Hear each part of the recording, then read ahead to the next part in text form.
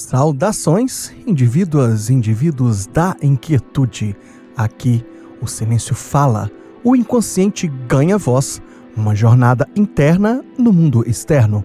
Eu sou o Johnny Amorim e este é Entre o Ser e o Mundo. Já ouviram falar de um lugar onde homens deixam para trás seus celulares, suas rotinas e até as suas certezas? Durante 4 dias no isolamento de um retiro, eles enfrentam fome, privação de sono, desafios físicos e emocionais que beiram a exaustão. A promessa é sedutora: sair de lá renascidos, mais fortes, transformados em verdadeiros heróis para suas famílias. Isto mesmo, o movimento Legendários tem crescido como uma chama, mas também levantado suspeitas.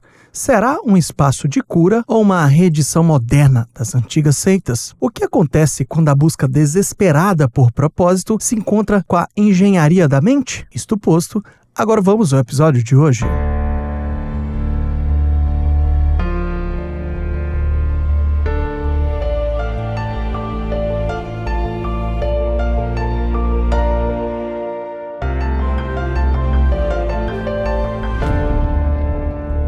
Antes de começar aqui, 2 notas de rodapé. Primeiro, se você está gostando deste trabalho, compartilhe, nos siga nas redes sociais, tem no YouTube, tem no Instagram, tem no YouTube Music e tem no Spotify. Comente, passe para o amigo, passe para os parentes. Só assim nos tornaremos mais relevantes na rede e vamos atingir mais pessoas. Você sabe muito bem como isso funciona e eu agradeço muito esta ação. Segunda nota de rodapé, diferente dos outros episódios, neste eu não vou resistir em não dar a minha opinião.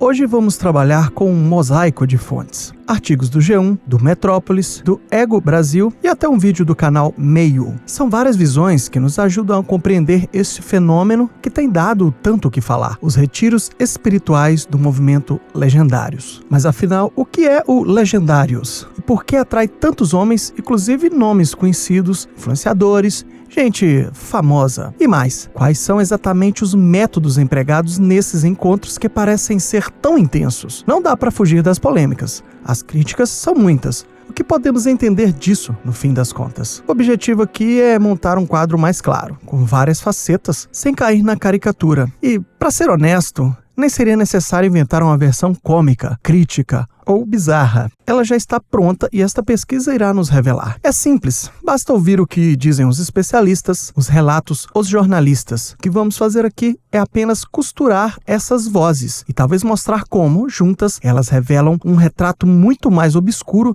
do que parece à primeira vista. Eu já deixo bem claro que, diferente dos outros episódios, assumo que desta vez irei sim fazer questão de dar a minha opinião, registrar os meus comentários. Você já está avisado e, além disso, eu espero que você goste. É interessante que, de um lado, temos a promessa de transformar homens, ajudá-los a lidar com a depressão, com o risco do suicídio masculino.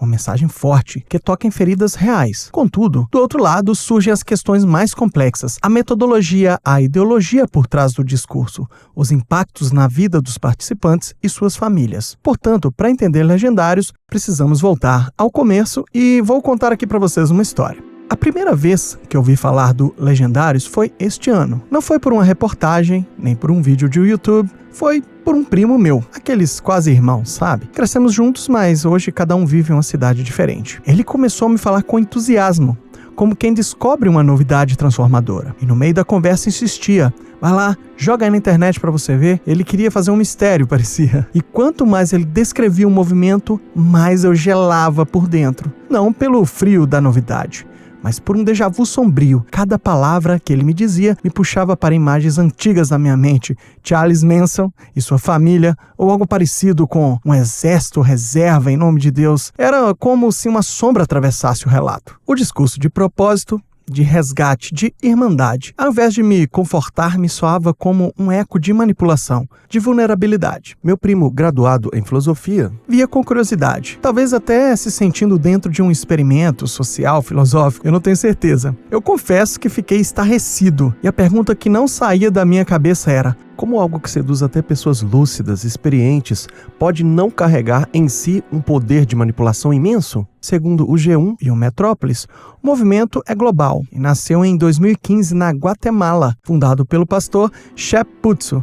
ligado à igreja Casa de Deus. Essa igreja me parece ser de algum tipo cristã, pentecostal. Eu entrei no site deles, mas confesso que eu não consegui confirmar isso com certeza. Em pouco tempo do seu início, o movimento desembarcou no Brasil em 2017. E há um detalhe crucial: o Brasil virou o epicentro mundial do movimento. As fontes divergem. Algumas falam em 52 mil homens, outras em mais de 72 mil, mas no fundo, o número é menos importante que o fenômeno.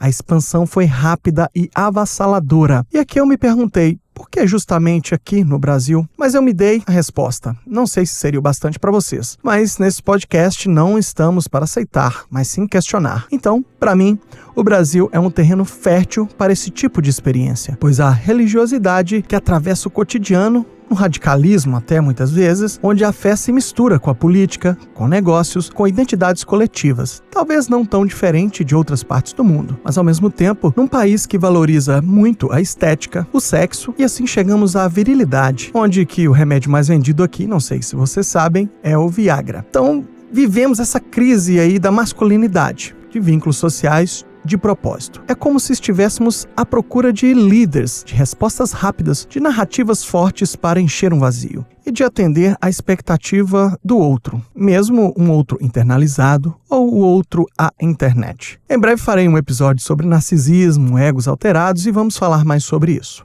Mas esse tipo de resposta não é novidade no mundo. Os Estados Unidos foram berço da cientologia, que prosperou em Hollywood ao se associar também às celebridades. Foi lá também que surgiram a família do Charles Manson e o culto de Jim Jones, que terminou em Jonestown, o maior suicídio coletivo da história. Já no Brasil, país latino-americano, com muita desigualdade, por sua vez é palco do crescimento vertiginoso dos movimentos neopentecostais, que também oferecem soluções rápidas, narrativas absolutas, promessas de cura espiritual e prosperidade. Fizemos aqui uma viagem, mas não é a coincidência que Legendários tem encontrado aqui o seu centro. Ele ecoa em uma lógica conhecida, onde há vazio, promessa de sentido, onde há crise, surge líder carismático. O Brasil, nesse sentido, realmente é um palco perfeito, e fecho aqui o grande parênteses do meu questionamento. Então, voltando um pouco aos números, segundo o Ego Brasil, mais de 72 mil homens já teriam sido impactados só aqui no Brasil, dentro de um total de 141 mil em 20 países. Já Metrópolis fala cerca de 52 mil homens em 13 países. Os números variam, contudo, o fato permanecerá. É muita gente. Um crescimento expressivo que não pode ser ignorado, principalmente aqui entre o ser e o mundo.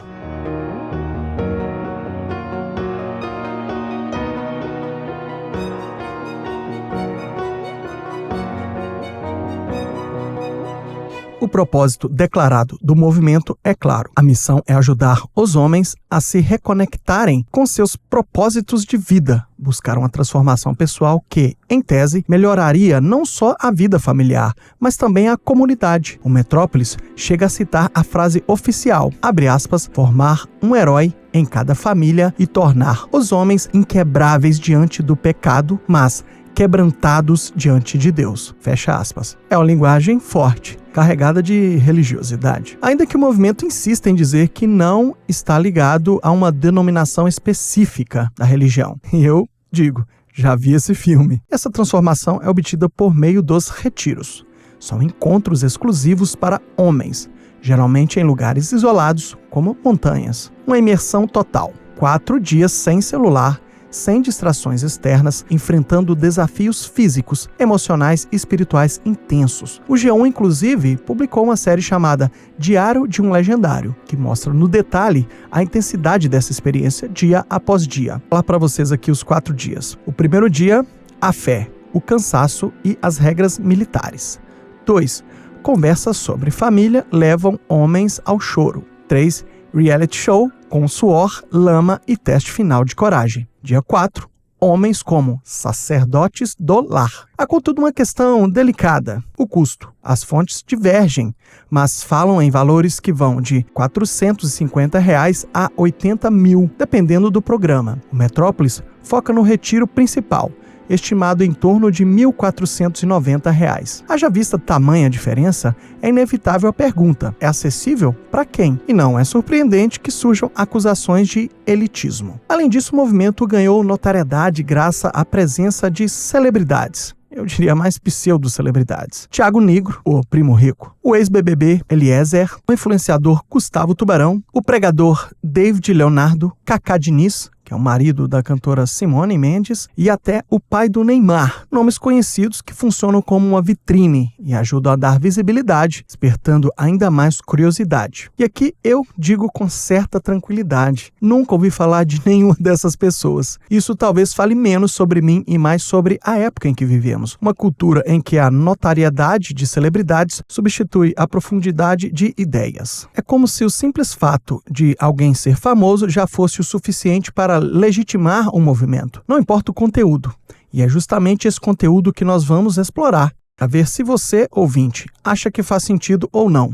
Vamos ir deduzindo isso no decorrer do episódio. As análises mais críticas sugerem que o Legendários responde a algo mais profundo, uma crise da masculinidade. Com as mudanças sociais, muitos homens passam a se sentir deslocados. O papel tradicional do provedor, do protetor, já não é mais o mesmo. Isso gera desorientação. O Legendários, portanto, surge como promessa de referencial, uma reafirmação da liderança masculina, um lugar fixo para se ocupar. Ainda outra linha de interpretação, levantada pelo Ego Brasil, a de que o movimento se apresenta como um aliado contra a depressão e o suicídio masculino. A fonte cita dados da OMS sobre os altos índices de suicídio entre jovens do Brasil e ecoa a mensagem que o movimento insiste em passar, abre aspas, buscar ajuda não é fraqueza, é coragem, fecha aspas. O próprio fundador Shep Putzel declarou que criou o Legendários porque via amigos, gente próxima da igreja, adoecendo em silêncio, com depressão, crises e temeu ser o próximo. E nesse vazio, ele propôs um espaço de pertencimento. E eu deixo a seguinte questão. Se tantos homens estão dispostos a pagar caro e se isolar por 4 dias em busca de propósito, o que isso revela sobre o vazio que a nossa sociedade não consegue preencher? Pense.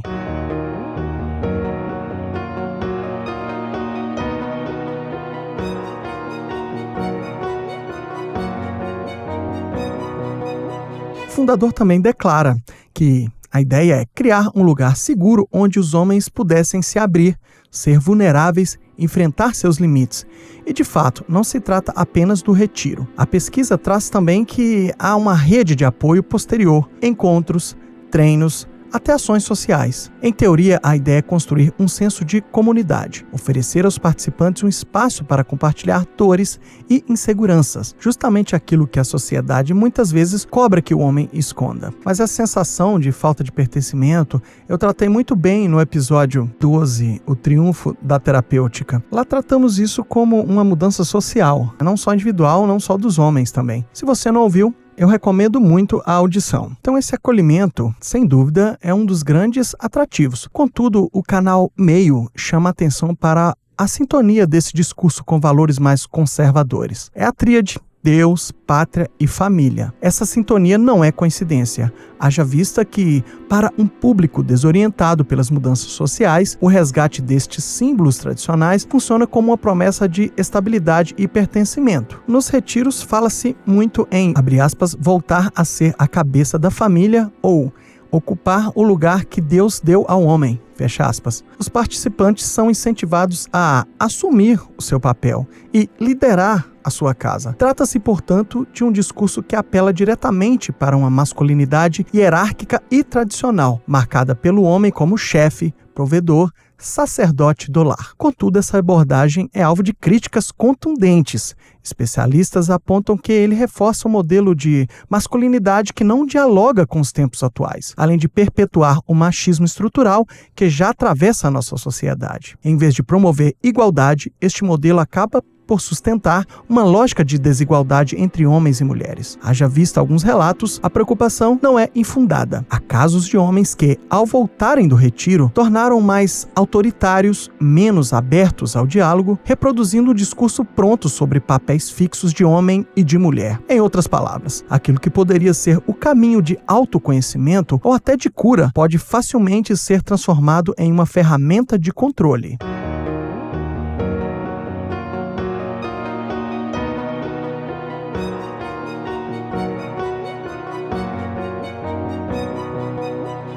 Falando um pouco aqui de psicologia, psicanálise especificamente, vamos entrar numa parte mais densa, o dos métodos utilizados nos retiros. E é aqui que as análises de psicanalistas como Christian Dunker, Maria Homem e Pedro Onari, trazidos pelo G1, são reveladoras. Eu vou ir apresentando um por um aqui no seu respectivo tópico. Começando aqui com Christian Dunker. Ele é psicanalista, professor da USP e escritor, reconhecido em 2012 com o Prêmio Jabuti. Ele faz uma comparação que é ousada. Ele aproxima o Legendários do famoso experimento de Milgram. É um experimento conduzido por Stanley Milgram, que ele é sobre a obediência e a autoridade. No estudo original, voluntários aplicavam choques elétricos em outras pessoas apenas porque uma figura de jaleco dizia que era necessário. O que se revelou foi perturbador, uma tendência quase automática a obedecer, mesmo contra a própria consciência. Segundo Dunker, algo parecido acontece no retiro. Há uma escalada de obediência. Primeiro, pequenas tarefas, depois restrições mais pesadas, até chegar a desafios físicos e emocionais extremos. Os participantes vão aceitando, passo a passo, um controle crescente. Ele cita a dinâmica da luta na lama, descrito no G1. Depois de exigir obediência quase cega durante dias, a lição final seria justamente o oposto. Não obedeça cegamente se isso contraria os seus princípios. Um paradoxo pedagógico. Dunker chama isso de truque pedagógico, transmitir uma mensagem emancipadora por meio de um caminho bruto, quase violento. Interessante? Sem dúvida. Contudo, essa leitura contrasta fortemente com a da psicanalista Maria Homem, também ouvida pelo G1. Para ela, a questão não é apenas o método, mas a ideologia que o sustenta. Enquanto Dunker ainda vê um potencial emancipador, Maria Homem enxerga um movimento que reedita velhos símbolos de autoridade masculina, pai, igreja, exército, e tenta reinstalar um modelo patriarcal que já não faz sentido nos nossos tempos. Maria Homem é escritora, pesquisadora da USP e professora na FAAP. Para a psicanalista, Legendários representam um resgate de valores patriarcais, que ela considera retrógrados, uma tentativa de restaurar aquela estrutura arcaica antiga, homem forte, líder da casa, que estaria em crise hoje. E não para por aí. Ela conecta esse discurso a uma tríade histórica: família, igreja e exército, como eu já disse.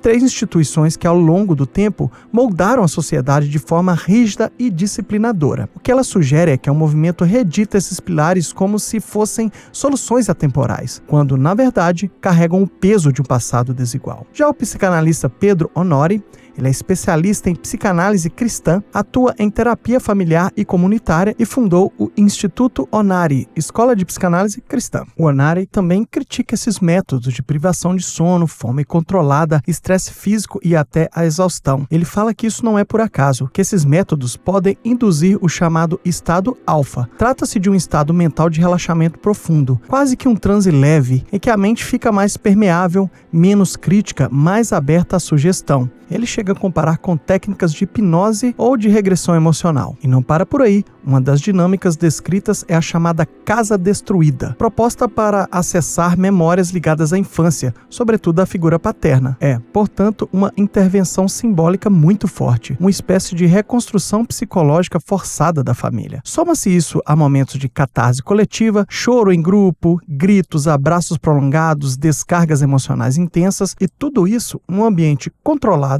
entre aspas, com o participante já esgotado. Assim, o vídeo do canal Meio não exagera ao levar a preocupação central, o risco de manipulação emocional, justamente porque o estado de vulnerabilidade não é espontâneo, ele é induzido. Se essas dinâmicas mexem tanto com as emoções profundas, quem as conduz? A resposta é perturbadora. Não há psicólogos, nem terapeutas qualificados conduzindo as práticas mais intensas. Quem lidera são os próprios veteranos do movimento, homens que já passaram pelos retiros e que se apoiam apenas em suas experiências pessoais e na fé. O risco é evidente. Abrir feridas emocionais profundas sem oferecer suporte clínico adequado pode ser devastador, sobretudo para quem já carrega problemas sérios de saúde mental. O canal Meio relata casos de participantes que chegam a abandonar tratamentos psicológicos ou psiquiátricos após os retiros, acreditando que o problema já era espiritual e que a fé bastaria. Portanto, não se trata apenas de intensidade, mas de perigo real. E eu concordo muito com isso. A conjunção de métodos pesados com ausência de acompanhamento profissional é vista como altamente arriscada. E não, por acaso, as críticas se multiplicam em praticamente todas as fontes. Uma delas citada pelo Metrópolis, toca um ponto delicado: a ligação nebulosa com igrejas evangélicas. Ainda que Legendários se declare interdenominacional, muitos encontros começam e terminam dentro de templos. O que se apresenta como espaço sem religião específica parece, afinal, operar dentro de uma lógica de proximidade estreita com certas tradições religiosas. Então eu deixo o seguinte questionamento: até que ponto abrir feridas emocionais profundas, sem um suporte adequado, é autoconhecimento? E até que ponto é apenas uma forma sofisticada de manipulação? Pense.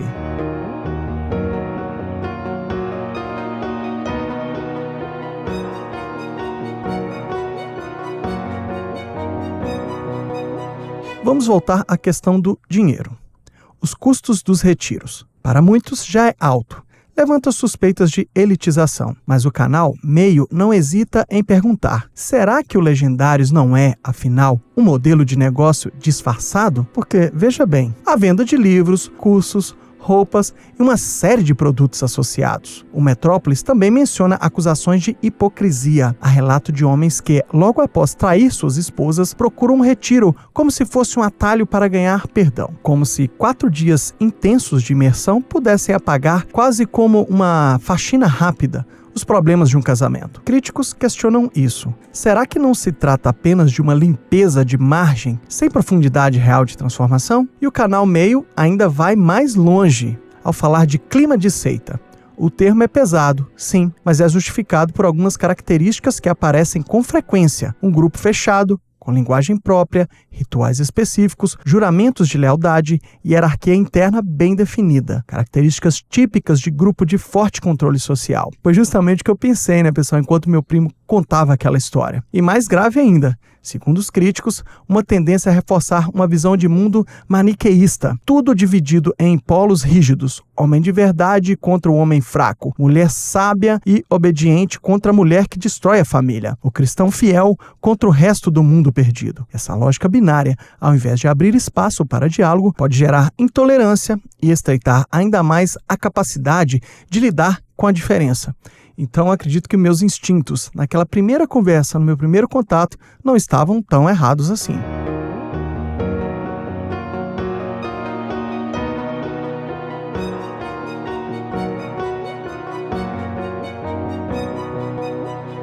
Vamos fazendo aqui um resumo, então, do que podemos tirar dessa história toda. A crítica mais recorrente, presente tanto no canal Meio quanto na fala da Maria Homem ao G1, seja justamente sobre estes papéis de gênero. A ideia de que o homem deve ser a cabeça da família, o sacerdote do lar. Segundo o G1, são as expressões usadas no último dia do retiro. É visto por essas análises como um retrocesso perigoso, porque ele reforça papéis considerados ultrapassados e desiguais, indo na contramão da busca por uma sociedade mais justa, mais equilibrada, onde homens e mulheres possam compartilhar responsabilidades em vez de se submeter a hierarquias rígidas. E, portanto, depois de percorrer as análises desta pesquisa, o que fica é um quadro complexo. De um lado, não dá para negar que o Legendários toca em dores reais, a solidão dos homens, a falta de propósito, a ausência de espaços para a vulnerabilidade, a luta contra a depressão, como destacou o Ego Brasil. E há quem relate, de fato, experiências transformadoras,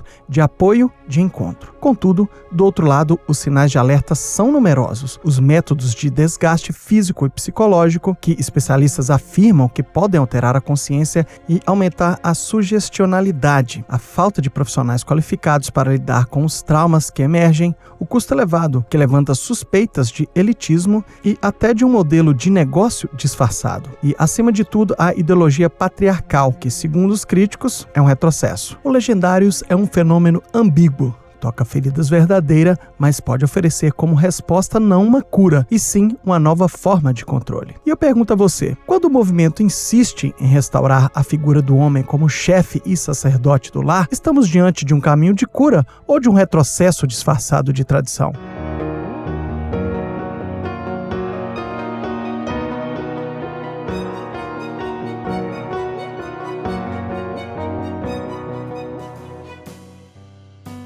Então, algumas indicações culturais. Eu tenho que indicar que as matérias do G1, Legendários, psicólogos analisam o método de desgaste físico e emocional de retiro que era envolto em mistério. Ego Brasil, Legendários coloca a saúde mental masculina no centro do debate em combate à depressão e suicídio. Metrópolis aborda o movimento Legendários, retiro espiritual exclusivo para homens. O canal do YouTube Meio, Legendários é uma seita? De tédio a gente não morre.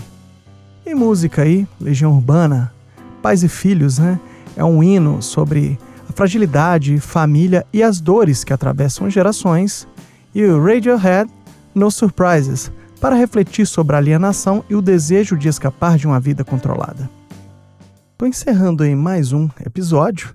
Antes eu queria pedir para que vocês nos avaliem com 5 estrelas no Spotify, que assista no YouTube ou no YouTube Music, que compartilhem, que comentem. Assim, torna este trabalho ainda mais relevante na internet. Vocês sabem como que isso funciona e eu agradeço a colaboração de vocês. Se um movimento como Legendários, mesmo com tantas controvérsias, consegue unir multidões, talvez a grande questão que fica seja, em um tempo em que tanto se fala sobre masculinidades, as tóxicas, as saudáveis, as possíveis, que tipo de espaço os homens realmente precisam para construir identidades mais positivas, relações mais justas e para lidar com as próprias vulnerabilidades de forma que seja boa para todos? Eu sugiro começar com uma terapia, porque me parece que esses brothers estão fazendo de tudo para não ir a um terapeuta. E eles estão querendo sim um espaço de redenção dogmática. Vamos sim quebrar este tabu, vamos procurar um profissional de saúde mental, um psicólogo, um psicanalista, um psiquiatra. Vamos nos assumir e vamos ser nossos próprios heróis, encarando de frente a nossa humanidade, a nossa fragilidade, mas da forma certa, com profissionais qualificados. Eu particularmente nunca participaria de um movimento que tem como lema, como diretriz,